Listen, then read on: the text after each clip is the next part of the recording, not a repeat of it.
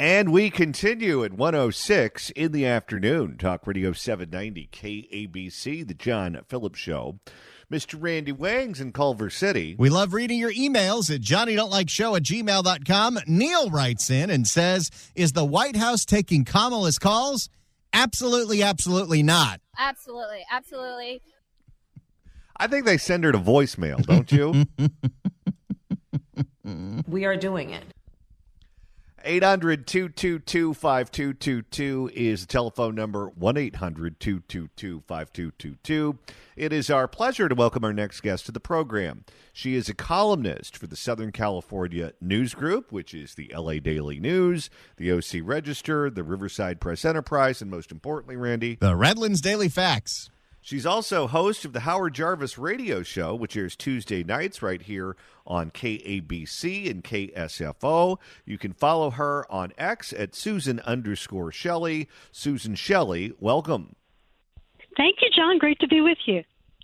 So let's start out talking Kamala Harris for a second, because she was just out touring the fire damage in Pacific Palisades with Fox 11's Alex Michelson and some of the fire victims. Rob Bonta, the sitting Attorney General of California, who had long been telling people that he was going to run for governor, suddenly decided against it and said that he thinks Kamala is going to run and clear the field. So clearly he is of the belief that she is jumping into this race. If she wants to remain viable as a presidential contender, I don't think she can be out of office for 4 years as a former somebody. She needs to go get elected to something or appointed to something, and both of our U.S. Senate seats are occupied, so that's not an option. It's governor or bust if she wants to remain in elected office. I would have told you after the presidential election that I do not believe that she is going to run for governor because it's just too risky. But as of today, it's looking as if she's acting like a candidate. Other people seem to think that she is going to be a candidate. Do you think Kamala Harris is going to run for the governor's office here in the state of California? Well, in what world is she a viable candidate for president? If that's her goal, in what world does that happen, that she's a viable candidate for president? So if she's running for governor because she wants to do something good for the state of California, I've yet to hear what she wants to do in California. Where are the policy statements? Where's the agenda? Where's the criticism of the current governor? Certainly there isn't any. How is she a viable candidate for anything other than name recognition? And donors invest money with her when they don't know what happened to the $1.5 billion from the last campaign. If she were to run and get elected as governor of California as simply a stepping stone to be the Democratic nominee a second time around, and she's using it for visibility, she's using it for relevancy, but doesn't have any ideas as to how to fix our insurance crisis or how to get our budget back in balance or what to do about homelessness or crime, that could be worst case scenario for the people of California, because whoever is elected governor next, we're relying on them to have thought through what to do about our insurance crisis, or we're going to be uninsurable. They need to think through what they're going to do about crime and homelessness. Otherwise, our neighborhoods are going to look like hell, and there's no way we're going to be ready for the Olympics. The Olympics, aren't they going to be in Florida? Am I getting ahead of the story? Uh-oh. Well, there are a lot of people who are very angry in California, and a lot of them are Democrats. And we are seeing kind of a change to the legal landscape from the White House right now that is making it possible to enforce anti-camping ordinances and deal with homelessness differently and more aggressively. We're seeing policies that are undermining some of the regulatory strangulation that has been happening in California because, they could eliminate, for instance, that waiver that California has from the EPA regulations in the rest of the country. California can do its own stricter regulations, and the Trump administration wants to eliminate that. And if they do, then there's the opportunity to have more rational policies that protect the environment without strangling the economy. So a lot could change, and there are a lot of aggressive people who are interested in changing it. And some of them are Republicans, some of them are Democrats. I think Rick Caruso is looking at it. He's a Democrat. Steve Hilton is looking at it. He's a Republican. I think if someone like Kamala Harris thinks that she's going to just waltz in the Democratic machine, maybe not. Maybe it's all going to change. There are efforts underway right now to recall not just Gavin Newsom from office, but the mayor of Los Angeles, Karen Bass. And I've been racking my brain over what to do about these efforts for some time now, because certainly we're all in agreement, or at least most of this audience is in agreement, that they've failed us as governor and mayor of Los Angeles, particularly recently during the fires and how they responded to the fires and what they did or didn't do in preparation for a disaster like this. Certainly neither one of them deserves to be in office. But just in terms of the strategy about what would be the best use of everyone's time and resources, with both of them coming up for re-election, or I guess Newsom being termed out in 2026 and Bass coming up for re-election in 2026, to my eye, we're better off just spending our time focused on those elections, trying to find a candidate who's viable, trying to find a candidate who's got good ideas in terms of what we can do to right the ship, and focusing our energy on that as opposed to a recall effort that is unlikely to succeed. Your thoughts? I completely agree with you. You're 100% right. What people don't realize is there are a lot of technical aspects that make these recall efforts strengthen the person who's being recalled instead of weakening them. And one of those is that when an officer is recalled, that's not a candidate, that's a ballot measure. And the distinction there is they can raise unlimited funds. When Gavin Newsom was recalled and actually got on the ballot, he raised unlimited amounts of money, which he could put in an account and then transfer later to do other sorts of ballot measures or other sorts of political mischief. It strengthened him tremendously. And then when his name was on the ballot in the regular election, it was basically a surrender because he had beaten the recall so decisively. It can strengthen the person you're trying to get rid of. And with Karen Bass, she's on the ballot in 2026. The calendar makes it likely that even if a recall were to get on the ballot, it would be on the same ballot with the primary. So you've given her an opportunity to raise unlimited funds and rally support and blame Trump or whatever she wants to do. You've given her the opportunity to strengthen herself when really, if you just stand back and focus on defeating her in the regular primary, that would be much more effective. Let's talk about Karen Bass for a minute, because she is doing things that make no sense to me, and maybe you can explain it. First thing she did was she hired Steve Soberoff to be her recovery czar. Steve Soberoff is a developer. He's a businessman. He ran for mayor at one point in the past. He was endorsed by Dick Reardon, the former mayor of Los Angeles, didn't make it out of the primary, and is very civically engaged here in Los Angeles, but not as an elected office holder. She was paying him $500,000 for 90 days worth of work, and the money was from an unknown source. I don't even know where that money was coming from, but she said she was going to pay him $500,000 for 90 days. Then Richard Grenell, the former ambassador to Germany, director of national intelligence, Trump's point man on the fires and the recovery, said, that is an unbelievable waste of money. Why are you doing that? The public was outraged, and then she decided, oh no, we're not going to pay him anything. He's going to work for free. And then at the same time, she hires one or more national recovery firms to report to her administration and not to Soberoff. So why is it that you're hiring these recovery firms and they're not reporting to the guy who's supposed to be in charge of the recovery? They're reporting to you instead. You know, this is a question for Doge and those 22-year-old coders to find out where this money is coming from and where it's going and where it's making a few stops in people's accounts on the way. I don't think there's any way that this is not corruption. I can't see another explanation other than corruption. In what world is Steve Soberoff worth $500,000 to do what? What is this work that he's doing for 3 months? exactly, is he coordinating with the Trump administration? No, Rick Grinnell is doing that. Is he out there hiring firms to do debris clearance? No, the EPA and FEMA are involved in that. What is this work that he's doing, and where is this money coming from? This is very suspect. Well, and then when Gavin Newsom appoints his people to be the point people for recovery and has an event in Southern California, he doesn't even invite Steve Soboroff to the event. Well, why is it that you would have an event that's all about fire recovery and you not invite the guy who's allegedly in charge?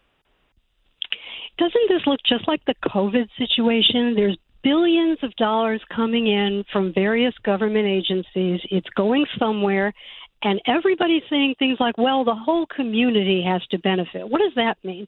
That means that people are going to get contracts, and these politicians are going to make sure that their people get the contracts. And that means they're going to go through their process, which is going to slow everything down, and you're not going to have the people who are closest and ready to work. You're going to get people who are getting political pork. And this is no time for political pork. People are out of their homes, and they need to rebuild entire communities. This is a big project and an emergency, and it's no time for these Democratic politicians to be lining their pockets and their friends' pockets with pieces of contracts from billions of dollars floating around to try and help people. I don't know who's advising her, but whoever's giving her advice is giving her awful advice, starting with the idea of going to Africa in the first place after you got the warning that we were at extreme fire risk and the winds were going to be outrageous, and then coming back and standing there at LAX on the jet bridge as a reporter from, I think it was Sky News, was peppering her with questions, and she had no answers for anything. She just stood there smiling. This has been a debacle for her from the very beginning. Yes, she should resign. She has done a terrible job, first by leaving, also by not enforcing an anti-camping ordinance to get dangerous fires out of the brushy areas. That's extremely dangerous in high fire conditions. We were warned 5 days ahead of the start of the wind. And what did we wind up with? Someone from the county emergency office 2 days after the fires started saying, we're asking our unhoused neighbors not to have warming fires right now. That's not a government policy. That's insanity. That's insanity. They should have been contacting LASA, the Homeless Services Authority, and saying, you have been making outreach contacts with these various people in encampments. You're going to each and every one of them right now, and you're giving us the data on where they are so we can get people out of these fire-prone areas. But they didn't do that.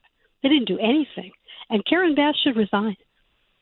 I wonder if she hired him for the express purpose of blaming him if it went sideways. At least that would be a reason, because I can't think of another one. Yeah, I mean, I can't think of why you would hire someone to be in charge of this and then exclude them from all of these relevant activities and conversations. It makes no sense to me. Well, everything makes sense when you have all the information because there are no contradictions. It's some sort of corruption. It's $500,000 coming from unknown sources to this individual who doesn't work for the government. Where are the financial disclosures? What is going on here? We're going to find out. We're going to look into it. We're going to find out. Let's shift gears here and talk about Gavin Newsom, because Gavin Newsom is a man who clearly was posturing himself to be the leader of the resistance after Donald Trump was elected to a second term, including calling on a special session of the state legislature to meet in Sacramento so they could allocate money to, quote-unquote, Trump-proof the state, meaning give money to the California Department of Justice and others to launch nuisance lawsuits against Donald Trump and the federal government. Then the fires hit, and all of a sudden they show up to Washington with a tin cup in hand saying, gimme, gimme, gimme, gimme, gimme. And Gavin Newsom goes on television. He went on, I believe it was CNN, after meeting with President Trump, and they met and talked about the fires. They talked about water policy. Trump told him what he thought the deficiencies of the state were, what he thought we should do to get back on track. And CNN kept laying bait to Gavin Newsom, trying to get Gavin Newsom to say something catty about Donald Trump. And all of a sudden, now that he wants money from the federal government, a funny thing happened. The man who was positioning himself to be the leader of the resistance and Trump's chief antagonist would not take the bait. It didn't matter how many times the anchor tried to hang a curveball right over the plate so Gavin Newsom could whack it and take a shot at the president. He wouldn't do it. Do you think this is strictly a temporary change in strategy to get money from the federal government, or do you think Gavin Newsom is making a longer-term change in strategy for whatever reason? I suspect it's short-term. But the thing to remember is that the Trump administration can do a lot of things to California, and California is putting money aside to defend against those things. For instance, I think we've seen the last federal dollar for the bullet train, and Gavin Newsom is fully invested politically in protecting the bullet train. And you're also going to see a fight on immigration and mass deportation. You're going to see fights on different kinds of funding. We're going to see fights. They're coming after our environmental regulations, our air quality regs that are stricter than federal standards, which affect the oil industry, which affect the auto industry and American jobs. The Trump administration is coming after California's special status on all these things, and it's going to be a lot of litigation. And the legal landscape has changed because of some Supreme Court decisions in recent years from the first term.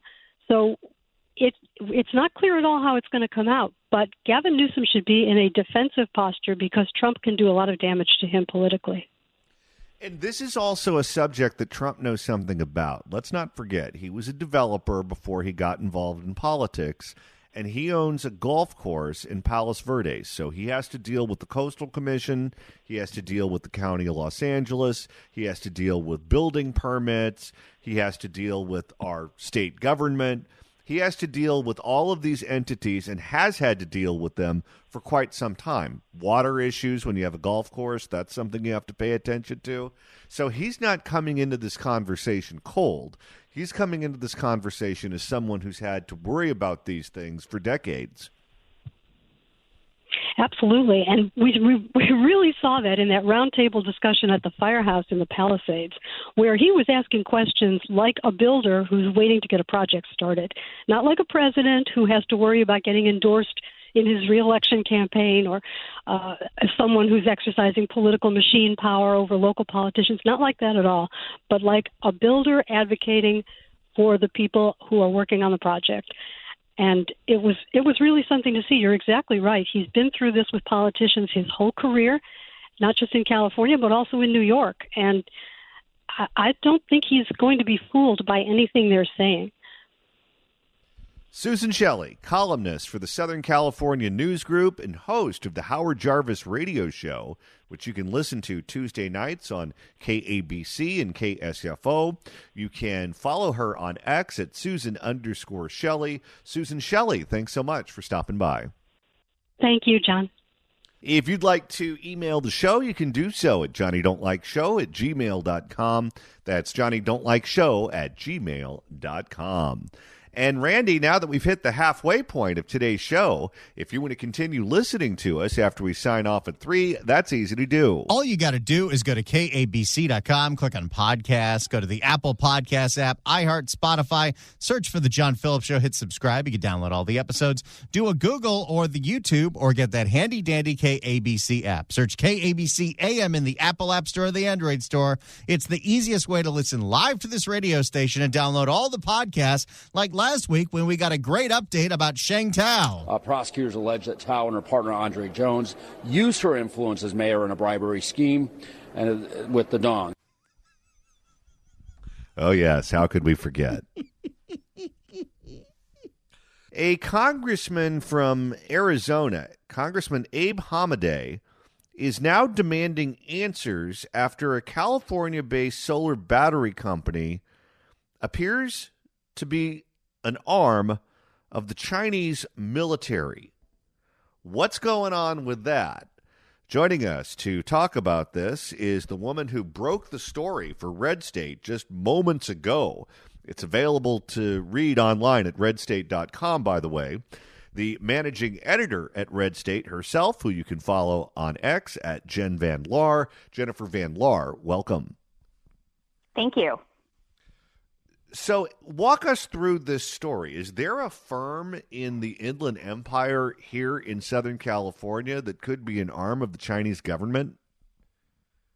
I mean, according to their own LinkedIn page and the report that they tout on their LinkedIn page, yes, they claim that they're part of, I don't want to say this the wrong way, Bangfan Company Limited, which is part of China State Shipbuilding Corporation, which is basically the Chinese military's shipbuilding company.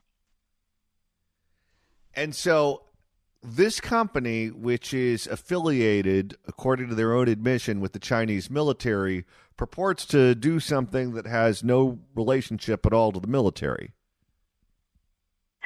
Well, I mean, that depends on how you look at it. They make commercial and residential battery backup for solar-powered things, whether it's your panels on your house or other types of ways that you generate that energy.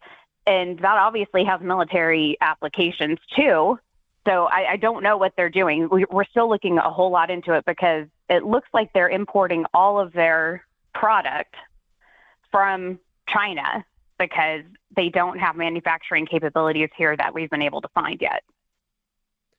When people think of businesses that are fronts for another operation, you think of the mob, you think of the diaper washing service or the dry cleaner or whatever the case may be, where they need to hang a shingle and they need to appear to have some kind of legitimate reason to be in the neighborhood, but it's just a front for something else. It's just a front for some illegal activity that the mob is up to. Is this a legitimate company, or is it just a front for the Chinese military? So far, it looks like a front.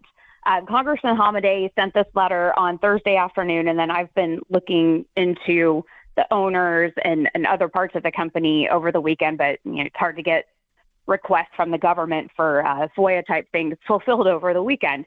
But from what we can tell, they have 4 employees on LinkedIn. None of them are American natives, like they're all from China and have come over here. And they say that they sell things on their website, but I'd have to look into it more to see if anyone has actually purchased these battery backups. I would be afraid to because they claim to have UL certification, and a search of the UL database shows nothing under their name. And this firm is located in the Inland Empire, correct? Yes, there's 3 different addresses, one in Corona, one in Riverside, and I'm forgetting right now where the third one is, but one is their showroom. Another looks like it could be a factory, but there's not any listings of their leasing that or any other type of information showing that there's anything going on at that location, and that one's in Riverside. Usually what happens when a new business opens up is the politicians fall all over themselves to show up for the grand opening, show up to get their picture put in the local newspaper, to show that they're supporting local businesses and that their city or their state is business friendly. And that is especially true whenever it comes to green technology companies. Politicians love to have association with green technology because they believe that is the wave of the future, especially in a democratic state where people are environmentalists, they vote on green issues. So if you're a politician who is pushing green technology, green energy, that's something that they regard as a positive association. Is there any evidence at all that this firm has any sort of juice with any politicians? Not in their local area, not like the way that the Reedley Lab people went out and did things with their local Chamber of Commerce and have a ribbon cutting and that kind of thing.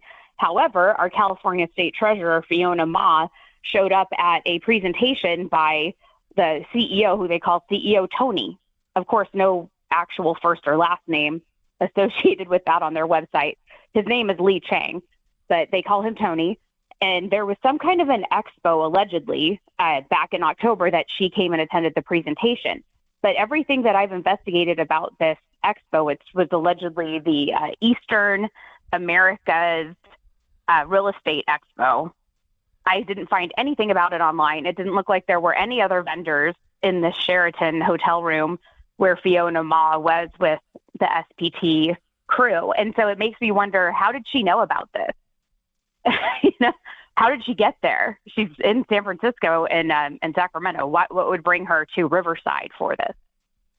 And did she put up the pictures on her own social media, or did they put it up, or how did the pictures get published? They put it up on their both on their LinkedIn and on their website. And did she put it up on hers too? I have not seen it on hers. Is there any evidence at all that they're supporting her financially? Because I know that she's termed out as treasurer, but she is a current candidate for lieutenant governor, and that is an office that doesn't have a lot of power, so it's very difficult, or could be difficult, to raise money for that office unless they think, okay, you may eventually become a governor, you may eventually get appointed to be a U.S. senator. You're essentially buying stock in someone, so it's a hard office to raise money for. Is there any evidence at all that they've been contributing to her campaigns? Not yet. I'm still looking into that. They've only got 4 employees besides the CEO listed on their LinkedIn, and one of them is a Chinese national. I mean, a Canadian national from China. So obviously, they couldn't legally contribute to anything for Fiona Ma. So the Congress of the United States is going to investigate this particular company to determine whether or not this is a function, or I guess an appendage, of the Chinese military. They seem to think, I wouldn't imagine that you would investigate a company like this in Southern California, especially if you're an out-of-state congressman, unless you believe you have some sort of evidence that something nefarious is going on. Right. And so what tipped off Congressman Hamadeh, I believe, is a social media post from October saying that this company has received its DNV bankability report, which allegedly means that customers can get financing for these systems for their homes. And that obviously would make them a lot more profitable if customers can get financing for these, multi-$1,000 units. But the screenshots they posted showed that this was the Fang Fan bankability review, and talking about the manufacturing plant being in mainland China, and that it's for Fang Fan Company Limited Power Supply Branch. So if SPT, Store Power Technology, that the California company, is actually Fang Fan, that raises a lot of problems, because anything with the Chinese military is blacklisted and sanctioned by the U.S. Treasury. Americans cannot invest in that period. So if this is just a front for the Chinese military, this could be an end run around our sanctions. Right. And I don't even think that they're really selling these things. It's almost like that biolab in Reedley, where they were allegedly making all of these tests for like pregnancy tests or COVID tests or other things. But now we actually really don't know what they were doing there, but they weren't selling these test kits anywhere. So it really raises a lot of questions. And I mean, I kind of wish that they had done an undercover investigation before making a public letter, because I'm sure that they're going to be shuttering up everything now. Has the company publicly reacted to this move by Congress to investigate? They have not. And I did submit a request through their website for any comment on this, and for asking them who are your customers, how do you manufacture your products, that kind of thing. And I have not received any reply. Is there any evidence at all that they've started to lawyer up? And if so, do we know who the lawyers are? There's no evidence of that yet, but that I will definitely be watching for. Explosive stuff. Great reporting, Jennifer. If you want to read Jennifer's reporting on this, you can do so at redstate.com. That's redstate.com. And follow Jennifer on X at Jen Van Laar. Jennifer Van Laar, excellent expose. Thank you so much for stopping by. Thank you. If you'd like to email the show, you can do so at johnnydon'tlikeshow@gmail.com. That's johnnydon'tlikeshow@gmail.com. And Randy, you're monitoring the mailbag. Here's one from Brian. Brian writes in, listening online from Cedar Rapids, Iowa, and asks, what do you suppose Queen Elizabeth has to say about Gavin Newsom? Now, I, through a medium, asked Queen Elizabeth what she thought of Gavin Newsom, and you got to understand, even from beyond the grave, Queen Elizabeth is still governed by the rules of the FCC, and we have to be mindful of that. Words of wisdom from Her Majesty. And right now it's time to open up the California Crime Blotter. If the cashier is dummy. Questions? And Randy, this edition involves one of the most perfect foods on the planet. Some jackass stole a bunch of Girl Scout cookies from some little kid Girl Scouts in Alameda County. That's not very sweet. For more, here's KPIX. Well, this is the time of the year that you'll see Girl Scout troops in communities across the Bay Area selling Girl Scout cookies. But unfortunately, a brand new troop in Alameda learned a hard lesson yesterday when thieves stole their cookies as they were setting up their booth. As Dahlin reports. Now, are they eating the cookies that they stole, which could happen, or are they taking those to Market Street in San Francisco? I don't know, but I hope these thieves know how long it took those Keebler elves to make those cookies in the first place. As Dahlin reports, it happened to a Daisy troop where the girls range in age from 4 to 6 years old. They stole from kindergartners. 4 years old is pre-kindergartner. Tell them how old you are. How old are you? 4. 4. We're turning 5 very soon. At 4, 5, and 6 years old, these girls are still learning the complexity of our society and trying to understand what happened on Saturday. Girls, do you understand that we... You know, in Alameda County, the ABCs are arson, bipping, and carjacking. Well, if they're going to live there, I guess they're better off learning young what's in store for them. These girls are still learning the complexity of our society and trying to understand what happened on Saturday. Girls, do you understand that we had cookies stolen from us yesterday? Yeah. Yes. How did that make you feel to know someone took something and did not pay? Bad. They're 4 years old and they already sound defeated. Bad. It made you feel really bad. Some bad people stole 4 cases of girl. Wait till you find out who Mommy voted for in the last DA's race. I've been bipped several times. Some bad people stole 4 cases of Girl Scout cookies as 2 parents were setting up in front of the busy Fix Q Barbecue restaurant on Park Street in Alameda. Each case contains 12 boxes of cookies, so that's 48 boxes of Caramel Delights gone. Well, at least we can take peace in knowing that whoever stole those cookies is likely to get diabetes any minute now. I thought they were called Samoas. $350 stolen from us, yes. Mom Melissa Perez has 2 girls in the troop. There you go. Oh, hey. The 4-year-old and a 5-year-old. The first-time troop leader says it's hard to process why anyone would take from kids. Can you imagine 10 years from now when these now teenagers are just scrolling through the internet and they find a video of themselves at 4 years old responding to the fact that their Girl Scout troop got robbed? I love the fact that they're acting as if the parents are, that this is something that they couldn't see coming from a million miles away. Have you ever heard of the phrase stealing candy from a baby? The first-time troop leader says it's hard to process why anyone would take from kids. There are 9 kindergarten students in the troop. They're known as daisies because they're the youngest level in the Girl Scouts. And they just learned some real life. Oh, yeah. School of Hard Knocks. It was the very first time that they were selling cookies in public. It made us feel pretty defeated as a brand new troop. Melissa says the theft happened around 11:30 a.m. when Park Street was packed with people and cars.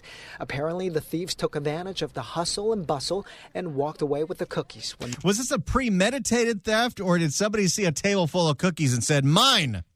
And by the way, what kind of insurance policy does that troop have where you're sending 4-year-olds out in Alameda County to sell cookies when you know they're going to get robbed? There you go, Johnny. There's a special place in hell for someone who robs a 4-year-old. We've got one more hour coming up on the John Phillips Show right here on Talk Radio 790 KABC.